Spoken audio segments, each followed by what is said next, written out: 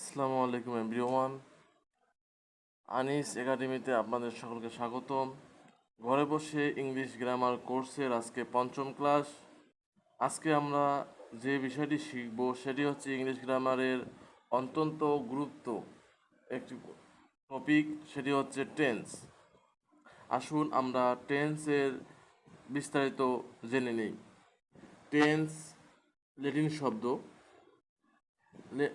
একটি প্রাচীন ইন্দো ইউরোপীয় ভাষা যা প্রাচীন রোম ও পার্শ্ববর্তী লাতিউম এলাকাতে প্রচলিত ছিল। ল্যাটিন ভাষা, সেই ল্যাটিন ভাষার শব্দ আছে টেম্পাস। টেম্পাস থেকে টেম্পাস শব্দের অর্থ হচ্ছে সময়। সেই টেম্পাস থেকে এসেছে টেন্স। টেন্সের উৎপত্তি হয়েছে, অর্থাৎ সময় বা কাল। Tense denotes the time of action. Verb বা ক্রিয়া সংঘটিত হওয়ার সময়কে টেন্স বলে। টেন্স মোট তিন প্রকার। কয় প্রকার? তিন প্রকার। নাম্বার 1 প্রেজেন্ট টেন্স, বর্তমানকাল। নাম্বার 2 পাস্ট টেন্স, অতীতকাল। নাম্বার 3 ফিউচার টেন্স, ভবিষ্যৎকাল। প্রতিটি টেন্সের আবার চারটি করে এক্সপেক্ট বা ধরন আছে। ঠিক আছে, তাহলে নাম্বার 1 হচ্ছে ইনডিফিনিট বা সিম্পল, সাধারণ। কন্টিনিউয়াস, প্রোগ্রেসিভ, চলমান বা ঘটমান। পারফেক্ট, পুরঘটিত, পারফেক্ট কন্টিনিউয়াস, পুরঘটিত, চলমান।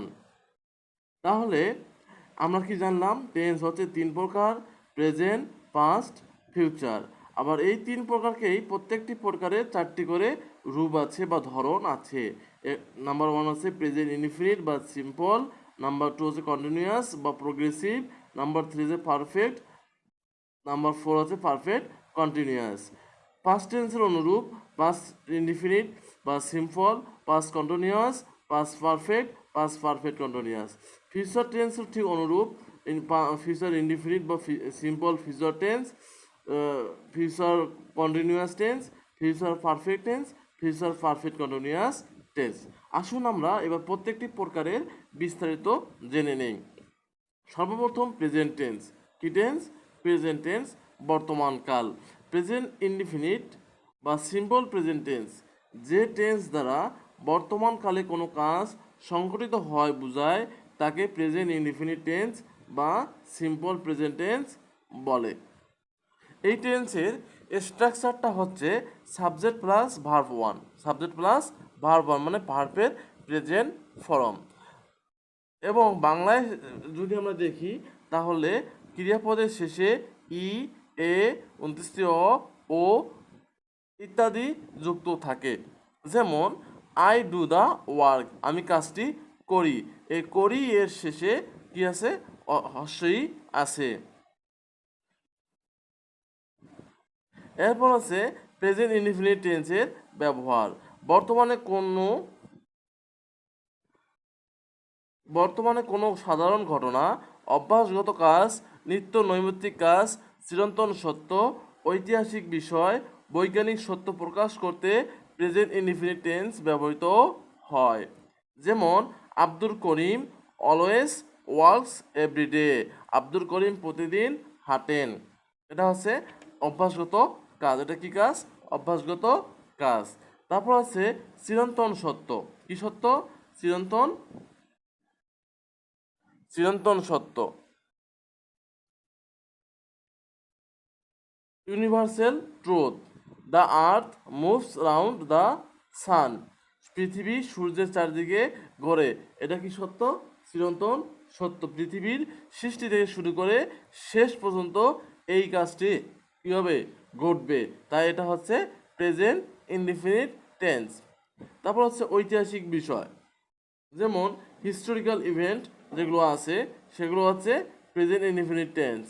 Shahjahan builds the Taj Mahal. শাহজাহান তাজমহল নির্মাণ করেন। আজ থেকে কয়েকশো বছর আগে শাহজাহান তাজমহল নির্মাণ করেছেন, কিন্তু এটা ঐতিহাসিক বিষয় হওয়ার কারণে এটা সর্বদাই প্রেজেন্ট ইনডিফিনিট টেন্স হবে। বৈজ্ঞানিক সত্য বা scientific truth, water freezes at 0 degree centigrade. পানি 0 ডিগ্রি সেন্টিগ্রেডে বরফ হয়ে যায়। এটা কি বৈজ্ঞানিক সত্য। এটা বৈজ্ঞানিক সত্য হওয়ার কারণে এটা সবসময় সর্বদাই প্রেজেন্ট ইনডিফিনিট টেন্স হবে। এবার দেখি প্রেজেন্ট ইনডিফিনিট টেন্স চেনার কিছু উপায়।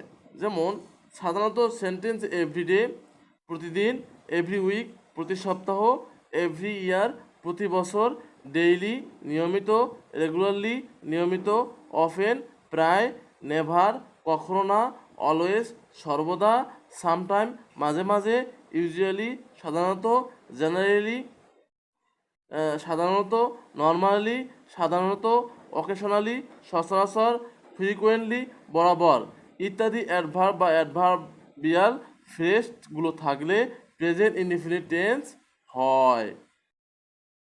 এই অ্যাডভার্বগুলো যদি থাকে তাহলে কী হবে? প্রেজেন্ট ইনডিফিনিট টেন্স হবে। তো এই অ্যাডভার্বগুলো আমরা অনেক সময় মনে রাখতে পারি না, এজন্য আমাদেরকে সহজভাবে মনে রাখার কৌশল জানতে হবে। সেটা হচ্ছে আর ইউ গুড এনএস হলো অ্যাক্রোনিম। এটা অ্যাক্রোনিম মানে হচ্ছে প্রত্যেক ওয়ার্ডের অর্ধ অক্ষর নিয়ে গঠিত শব্দ, অর্থাৎ প্রথম অক্ষর নিয়ে একটি শব্দ। এখানে প্রেজেন্ট ইনডিফিনিট টেন্সের অ্যাডভার্বগুলো সংক্ষিপ্ত রূপ হচ্ছে এটা।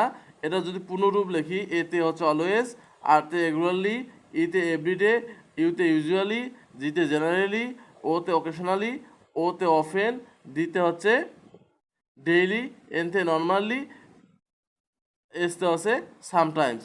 তাহলে আর ইউ গুড এনএস এটা যদি আমরা সংক্ষেপে মনে রাখি তাহলে বাকিগুলো সহজেই মনে রাখতে পারতেছি। এবার আমরা এক্সাম্পলে আসি। হি অফেন মিটস দেম সে প্রায়ই তাদের সাথে দেখা করে। Raju goes to school regularly Raju নিয়মিত স্কুলে যায়। আই ইউজুয়ালি ওয়ার পাঞ্জাবি আমি সাধারণত পাঞ্জাবি পরিধান করি। তাহলে এখানে অফেন, এখানে রেগুলারলি, এখানে হচ্ছে ইউজুয়ালি। এই তিনটা অ্যাডভার্ব আমরা জেনেছি যে এই অ্যাডভার্বগুলো থাকলে সেই টেন্সটা হবে প্রেজেন্ট ইনডিফিনিট টেন্স। যেহেতু বাক্যের মধ্যে এই ওয়ার্ডগুলো আছে সেহেতু এই তিনটি সেন্টেন্সই হচ্ছে প্রেজেন্ট ইনডিফিনিট টেন্স। বুঝতে পারছি আমরা সবাই? শুধুমাত্র প্রেজেন্ট ইনডিফিনিট এ subject third person singular number বলে ভার্বের শেষে এস বা ইয়েস যোগ হয়। ভার্বের শেষে এস বা ইয়েস কখন যোগ হয়? যখন subject third person singular number হয়। তাছাড়া বাকি যে পারসনগুলো আছে, থার্ড পারসন প্লুরাল নাম্বার বা ফার্স্ট পারসন সেকেন্ড পারসন যা আছে সেগুলোর ক্ষেত্রে ভার্বের শেষে এস বা ইয়েস যুক্ত হয় না। উদাহরণ দেখি, হি অফেন কামস হেয়ার। এখানে কামসের পরে কি হয়েছে? এস যুক্ত হয়েছে। সেহেতু কামসের পরে যেহেতু এস যুক্ত হয়েছে সেহেতু এটা কি? হিটা হচ্ছে থার্ড পারসন। কেন যুক্ত হয়েছে? হিটা থার্ড পারসন, এই কারণে কামের শেষে এস যুক্ত হয়েছে। লপাটা হচ্ছে একটা নাম, থার্ড পারসন সিঙ্গুলার নাম্বার, যার কারণে এখানে লপা অলওয়েজ প্রিপারস হার লেসন। লপা সর্বদাই তার পাঠ প্রস্তুত করে রাখে। তাহলে এখানে কি হয়েছে? প্রিপার থেকে এস যোগ করে প্রিপারস হয়েছে।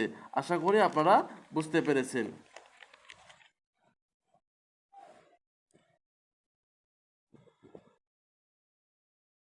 এবার ভার্বের শেষে এস বা ইএস ব্যবহারের পদ্ধতি। ভার্বের শেষে S, double S, H S, CS, x কিংবা ও থাকলে ইএস যোগ হয়। যেমন লস থেকে কি হলো? লসেস, টিস থেকে টিসেস, ওয়াশ থেকে ওয়াশেস, ডু থেকে ডাস। দেখেন এখানে প্রত্যেকের শেষে কি আছে? এস, ডাবল এস আছে, সিএস আছে, এস এস আছে, ও আছে। তার মানে যদি S, double S, S H, CH, X কিংবা ও থাকলে তাদের শেষে কি হয়? ইএস যোগ করে ভাবটি লিখতে হয়।